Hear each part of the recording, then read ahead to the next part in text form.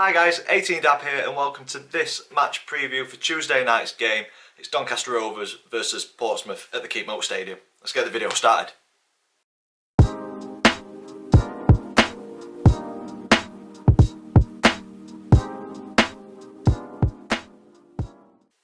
So guys, welcome to this match preview, a big game at the top end of League One. Doncaster Rovers versus Portsmouth at the Portsmouth Stadium, Tuesday night, 7 o'clock kickoff. If you're an existing subscriber, welcome back. Thank you for returning. Just broke 1900 subscribers, so if this is a video that's brought you to the channel, please click that subscribe button so you don't miss any more content and you help us on the way to 2,000 subs. Fantastic. If you are new to the channel, this is a format that we do match previews in. We'll look at previous meetings between the two clubs, we'll look at the current form across all competitions. I choose a Doncaster Rovers player to say a few words about. We look at the opponent, so a brief history, and I tell you my one who I believe is the one to watch for Portsmouth on Tuesday night. And then me and the family are doing a predictions league for the league games this season, so there's an update on that. And then finish the video off with a score prediction from myself. So without further ado, into previous meetings. And Doncaster and Portsmouth have faced off 24 times in our history. Portsmouth edging it overall with 11 wins, Rovers coming out on top on 7 occasions, and we've shared the spoils on 6. But if we look back at the last 5 meetings, it is as even as you can get. So back in 2018 at Fratton Park it was a 2-2 draw, and then in the 18-19 season we shared the spoils in both fixtures once again with a 0-0 draw and a 1-1 draw. And then last season, in the 2019-20 season, we only faced each other once, and that was at the Portsmouth Stadium where we got beat 2-1. And then earlier this season at Fratton Park, Reece James, fantastic finish with his left foot into the top corner, gave us all 3 points. So a positive result at the start of this season. So yeah, over the last 5, both won a game and we've drawn 3, so extremely tight going into this one. Current form though does tell a slightly different story. If we look at the Rovers, 4 defeats and 1 draw in our last 5, whereas Portsmouth, 2 wins, 2 defeats and a draw. Pompey do sit 4th in the table, and they'll look very likely to get a playoff spot.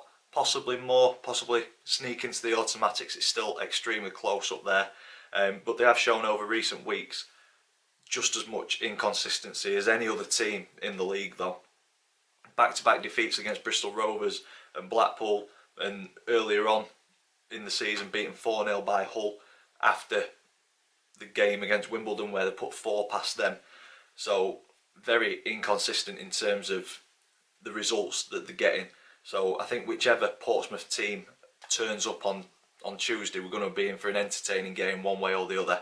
The draw on Saturday came against Gillingham, a 1-1 draw there. So yeah, hit and miss Portsmouth at the minute. So hopefully we can work on that and hit them while their form is a little hit and miss. But ours isn't much better. In fact, ours are probably worse. So another defeat for the Rovers on Saturday at Ipswich, and it's starting to make our position much more fragile in the top 6. We're now without a win in 5, and we need to find that winning formula on Tuesday night. But for me, it's better to hit this rough patch now than coming into the end of the season, but we need to get out of it as quickly as possible. Saturday against Ipswich, I feel we dominated the game, but we didn't impose ourselves on the game. And what I mean by that is possession was fantastic. Some of the football we were playing was very nice, neat, intricate football. Bostock was pulling the strings, but it was a lot of sideways passing, backwards passing, and you're never going to hurt a team when you're playing the ball around your back 4 and your goalkeeper, and that's all we seemed to do even when we went down to 2-0. The philosophy and the setup stayed the same. There was no change in direction, there was no change in tactics, and we just kind of limped through the game. We didn't move the ball quick enough from side to side. We didn't find men in the final third. I feel for Bogle. I think his hold-up play is fantastic, but there were some times where he made runs, didn't see the ball, and you can see his frustration. His hands are on his head quite a lot.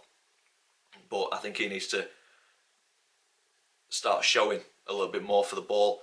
Coming towards the end of the game, we're half the deficit with John Taylor goal, and for me, the movement, we were static, so static up front, and Bostock's got the ball in the middle of the park. He's looking for players to play it to out wide or into feet up front, and the movement just wasn't there.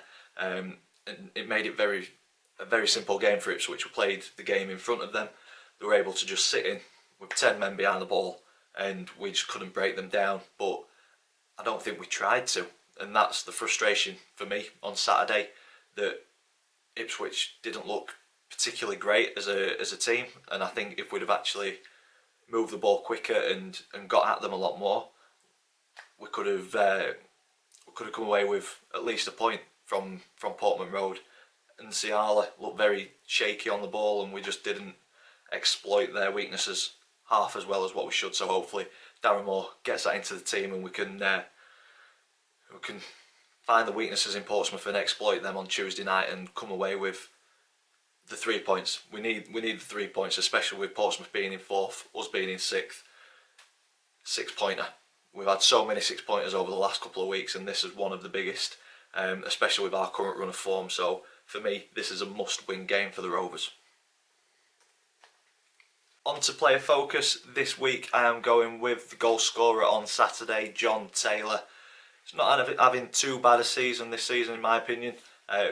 3 goals, 1 assist, and for me, when he came on Saturday, I thought he added a little bit of energy and a bit of directness to our play. He had a perfect opportunity to half the deficit not long after he'd come on, and he fluffed his lines a little bit, but his head didn't drop. He continued to push, and he got another opportunity moments later, and it was a very good finish across the keeper into the bottom corner. And I'd like to see him and Sims playing on either wing. He came on for Josh Sims. Okunabiri stayed on, but yeah, I think he's a very direct style of player, very quick. I'd like to see him get the ball to feet a lot more and drive at defenders. I don't think he's done that quite as much this season as what he did last. Seems to be playing within himself a little bit, but I think when he's allowed to express himself and he does drive at defenders, he's a handful, definite handful. So hopefully the goal has given him a bit more confidence and he starts playing like the John Taylor that we had last season. We can hope. But yeah, John Taylor for me is the Rovers player focus in this preview. Moving on to the opponent, Portsmouth, founded in 1898, currently managed by Kenny Jackett. I think it's a decent manager overall. I know Portsmouth fans a lot on social media have been shouting for his head. In the comments down below, Pompey fans, is Kenny Jackett the manager to take you into the Championship or not? Let me know, please, in the comments down below. But looking back at previous games, he's liking a pretty strict 4-4-2 formation. He does change it up every now and then. Seeing a couple of 4-3-3s thrown in there, but I think it's very, very rigid at the minute. On social media, people have been saying that he's tactically inept. There's a plan A but not a plan B. But for me, I think he's a decent manager who is trying to get a style of play into Portsmouth, and fourth in the table, it's not too bad. But you guys know your team a lot better than what I do, so in the comments down below, your thoughts on Kenny Jackett. And looking back at a few honours, there are some big honours for Portsmouth, but I look at the more recent ones, and they are League 2 winners back in 2016-17, FA Cup winners back in 2008, not too long ago, and then Football League Trophy winners in the 18-19 season, so plenty of history at Pompey.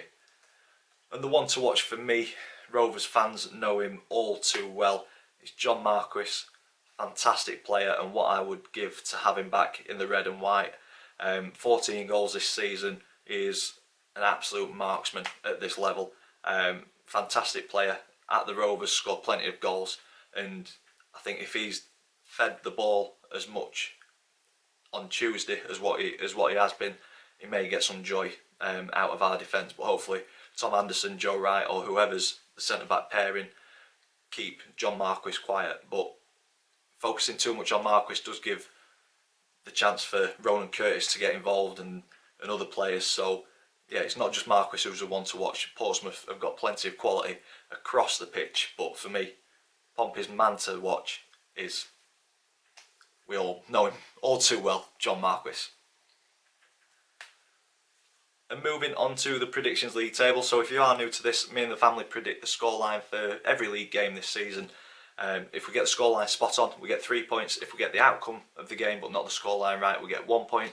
And if we get it completely wrong, we get no points. And this week we were all fairly confident. Three of us went with a win and one went with a draw. My dad went with a 2-2. So as it was getting closer to the game, to the end of the game, and it was still 2-1, I thought Dad's in with a chance here. But it wasn't meant to be. Max went with a 3-2 win, and me and Chris both went with I went with a 2-0. Chris went with a 2-1.